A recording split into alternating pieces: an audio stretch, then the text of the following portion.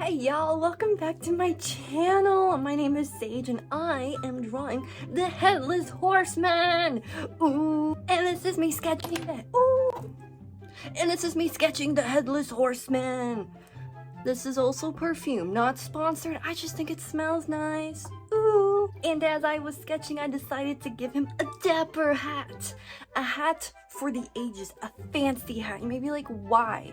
Was it because this sketch took you close to like 2.5, 3 hours? You betcha. And I was like, gotta keep myself entertained. Gotta give him a little hat. And I put in work for this sketch, because let me tell you, horses, ooh, I've drawn a horse before, as you can see here, but they are crazy.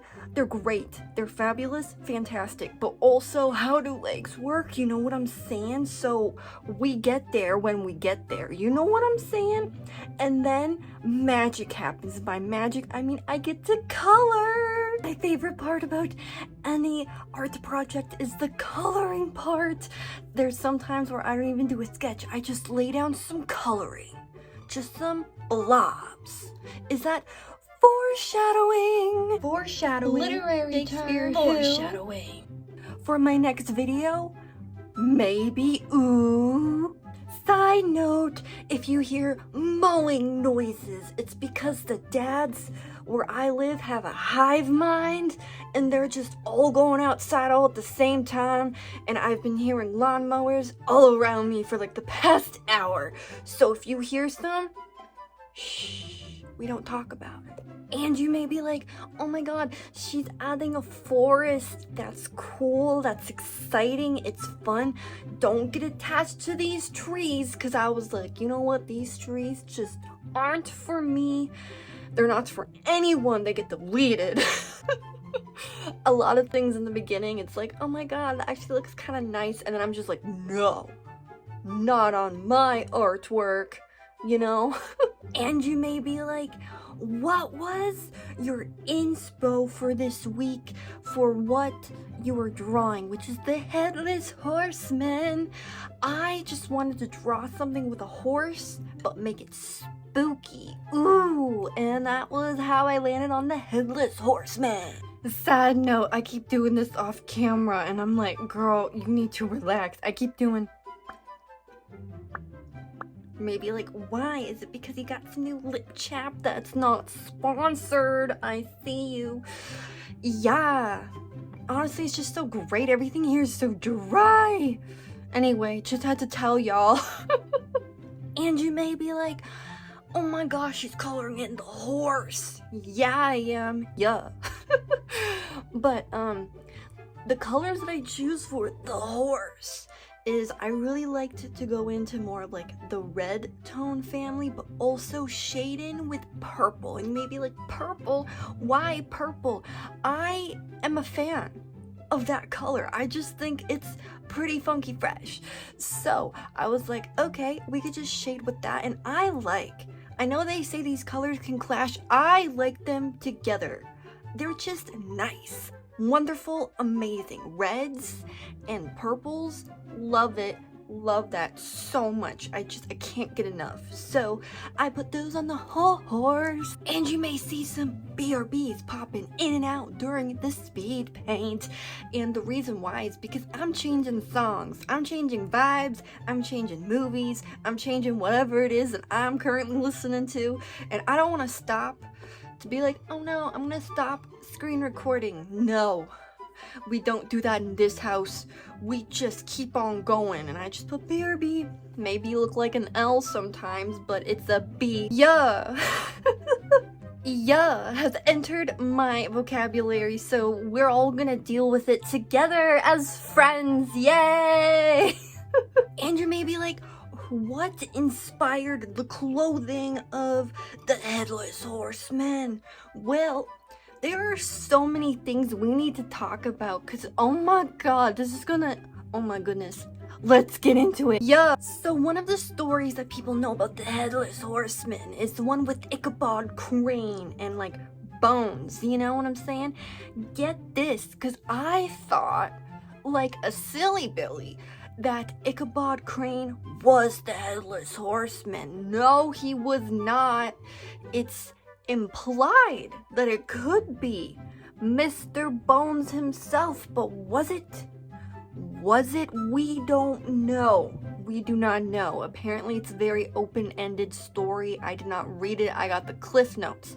So I was shocked because I was like, this is just like Frankenstein and Frankenstein's monster all over again. I was bamboozled. And one thing that I found out after hours of Googling, because I was looking on different websites trying to find like references of like just who he is and what his story is, and turns out he is very much like Dracula in the sense where there's so many different renditions that he kind of changes a little bit over time, and depending on what story he's in, you know, like how Dracula, is he from like book by Bram, is he from Hotel Transylvania, is he from Scooby-Doo, is he from the Muppets, I'm trying to think, is he from Buffy the Vampire Slayer, like wherever the Headless Horseman is, his lore changes a little bit, and it just basically all depends on what story he's in. There's so many different renditions, like there's a Headless Horseman in Skyrim, there's a Headless Horseman, even Scooby-Doo as well. There's the Washington Irving one, and then there's also the one where everyone believes it started from, which was Irish mythology. And the one from Irish mythology, I don't want to get this wrong, I'll put up the name on the screen, but sorry if it looks like I'm reading, it's because I am. I have notes on my iPad. He's usually on a black horse, and he usually is carrying his head in his like arm or like in like a satchel. It's just there somewhere, you know. He wields a whip made from a human spine, dude. It's kind of crazy. I only see him with like an axe or like, you know, like a sword or something, you know, like I never seen him with like a spine whip. It's intense, you know what I'm saying? And this Headless Horseman, when he calls out your name, you're gonna die. You dead, you gone. You're out of this world, you know? And sometimes he also has a carriage, sometimes he doesn't, you know? It depends, again. And, but he can be warded off with gold if you throw some gold at him. He doesn't like that. What I'm trying to get at is that you can basically make your own Headless Horseman. He's very versatile. There's so many different lords, and like different countries also have their own lords, like Germany and like the Brothers Grimm and Scottish and English. There's so much stuff to look at for the Headless Horseman, and honestly it's really cool because he's just one of those monsters, even like this Dracula, you know what I'm saying? There's so many different types, and I just think that's pretty funky fresh. And guess who decided to make an appearance? That's right, my cat. Her name is Addie.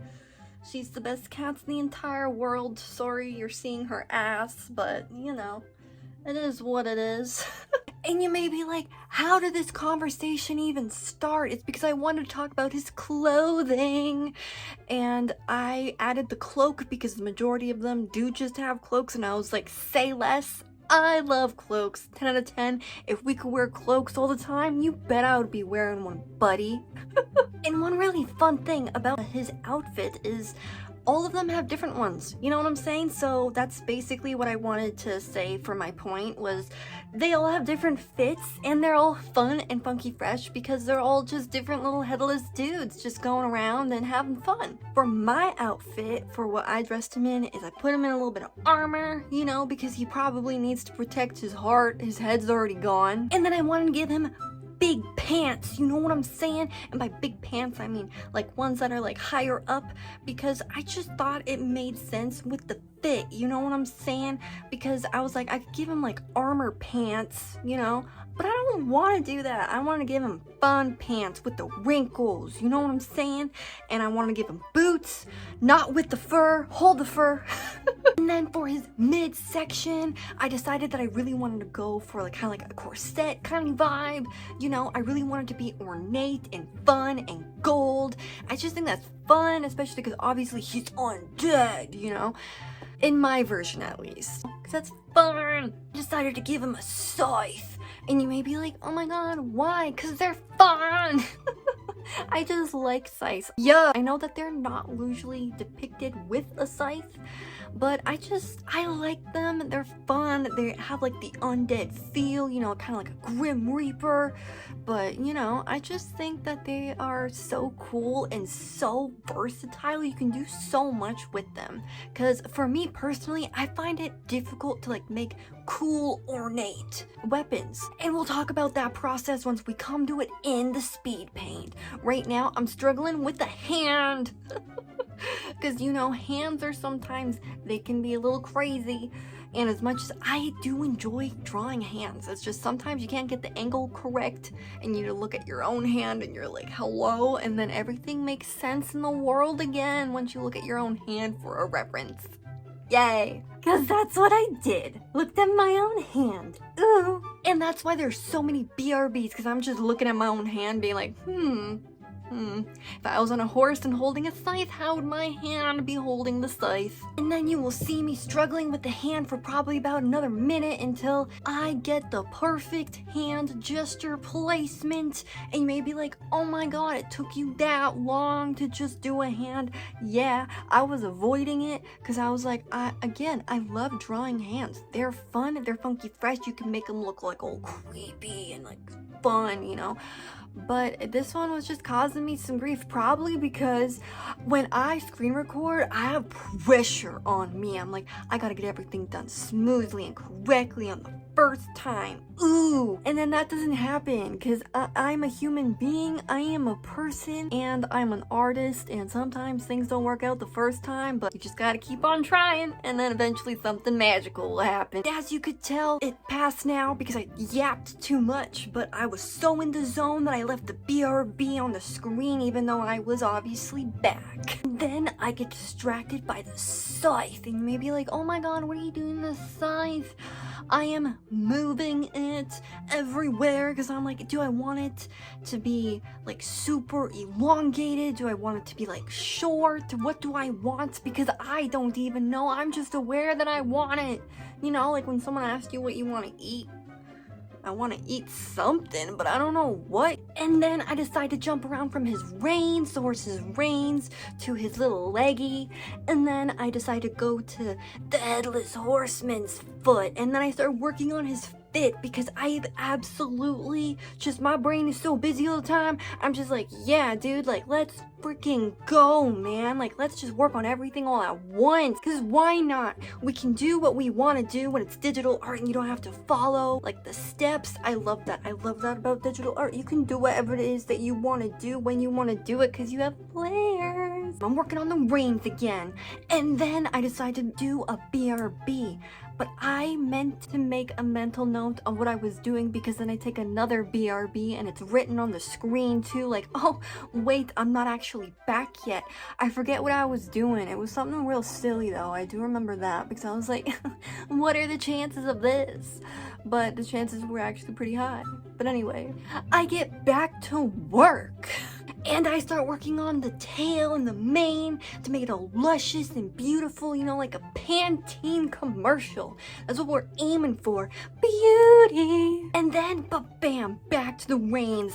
Maybe like, oh my god, the reins again? I sure work on them a lot just to delete them. They're not even in the final piece. They're gone. You may be like, oh my god, why'd you delete them? Like at like the very end. Because I wasn't happy with them. I'm like, nah, this is a free horse. This horse just is in the zone. You know what I'm saying? This horse is in the zone with the Headless Horseman. They're vibing. They got that vibe energy going. Let's go. They're besties. And then I do some touch-ups on the Headless Horseman between his bracelet and his hand and the wrinkles. He just needs to feel beautiful because everyone deserves to feel beautiful, and so does the Headless Horseman. Next upcoming part, you will see me being very indecisive about the scythe. And it's because I still don't know what I want to do yet. It's still a little bit later. But what I do know is that I want to add some dramatic lighting, you know what I'm saying? Cinematography level lighting and shadow. And so then I decide, let's work on the horse, because obviously I haven't worked on the horse enough. He still needs to be rendered in. And then I get even more distracted. I'm like, oh my god, the forest behind the horse, you know? And then I decide to render in that with some purples, because purple is cool. Ha! Get it? Like the light streaming in, and then have just everything all nice and picturesque. And then I decide to take on the dreaded, that's right, foot. I'm gonna change this man's foot around because I realize that I think it looks a little funky. You know what I'm saying?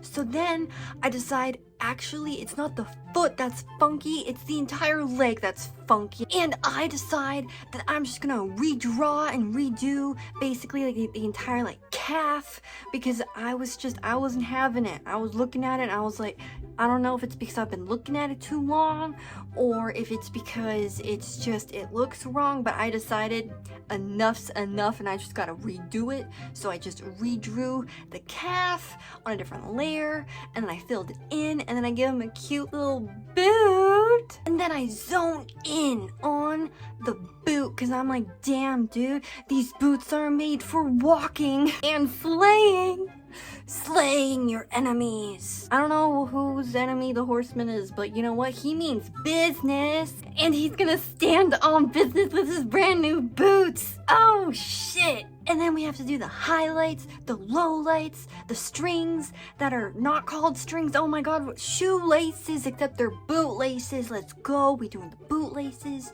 We didn't do any egglets. I know what that means. Did y'all watch Phineas and Ferb? Oh shit, I loved Phineas and Ferb. Two of my favorite songs from Phineas and Ferb was the Backyard Beach one and Busted. They're so good. Oh my god, I love those ones so much. They were my favorites. Childhood memories, you know what I'm saying? Is this where you're gonna work on the scythe and make it look super cool? No, still not yet. When I said end, I really did mean like it's real close to the end. Instead, I jump around a little bit before finally settling down and doing kind of like the last-ish touch-ups on the horse. And the reason why is because when I was looking at it, yet again at this point, I remember this so distinctly, was I was thinking that it looked a little bit too reddish-brown. The horse was giving reddish-brown vibes rather than like I wanted him to give like shiny black horse vibes, like coming out from like the mist of the forest and all intimidating, glowing blue tealy eyes, you know what I'm saying? So I went in with some more purples and accentuated what I needed to make him look majestic. And here I am still doing some shadows and some low lights just to really drive home that this is in fact not a brown horse, it's a black horse. And then I decide that I remember at this part too as well that I'm also very indecisive on what I want to do to the scythe. But get this, I get in my head, I see it, and we finally start working towards what we need to make it look cool. So with this technique that I use, I actually stumbled upon it by accident. I do use it on my skulls that I'll show here. And what you do is, so since everything's already highlighted and low lighted, has the shadows, everything's good, you take the blending brush, specifically the gouache, and you pull the colors and you just make them look gnarly. And how you make it look gnarly is just having like different strokes go different areas, and you also make them not all cohesive, so you want to make them like bigger and smaller in certain areas. And I also do that on the pole, and one of the things that really helped accentuate all the lumps and bumps is to erase where the indents would be. So if the bumps are bumping out, you keep them and then you erase beside them, and then you go in again and then you put in the shadows and the highlights, and that's basically the technique for the scythe. And this next minute or so is me just polishing literally everything in the art piece. Just the final touch-ups, making everything look nice and funky fresh. This part was really fun just for the main fact that I knew I was almost there. I was almost done. I'm in the home stretch. I can see the finish line, and I am so excited because this piece took me so long. So to finally get here, I was like, oh yes, thank you. I will say this though, like during this piece, I really felt like the Too Much Gene came in clutch. I love how everything turned out. I'm really excited, and I really just enjoyed making this art piece as well. So just wanted to mention that. And this is where I decide that I'm getting rid of the horse reins for good because they just weren't vibing. And we're pretty much done now. And this is the end of the video. Thanks so much for watching. I appreciate y'all, and I will see y'all next week for sure. Hell yeah, dude. Let's go. More art next week.